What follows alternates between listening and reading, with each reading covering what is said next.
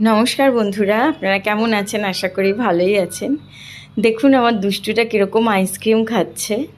এটা আমাদের ইনু, বুঝতেই পাচ্ছেন, আগেও দেখেছেন ওকে। মানে দুষ্টুমির ওর অন্ত নেই একদম। আবার আমার দিকে দেখছে। আমার ছোটো ছেলে বলেছে আমি খেয়ে নিচ্ছি, না বসলে একদম দিবি না, বসুক আগে। হ্যাঁ, বস, বসলে তবেই আইসক্রিম পাবি। হ্যাঁ, সিট কর।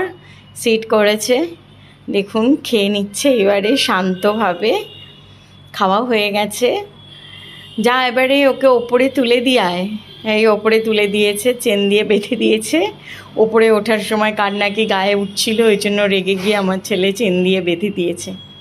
এই যে আমাকে দেখতে পেয়েছে, এবারে জানাচ্ছে, কিন্তু আমি খুব রেগে গেছি আজকে। একটু শাসন করছি ওকে আমি।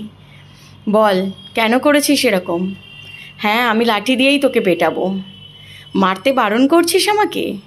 বল কেন করেছিস? আর করবি? করবি বল। করবি না?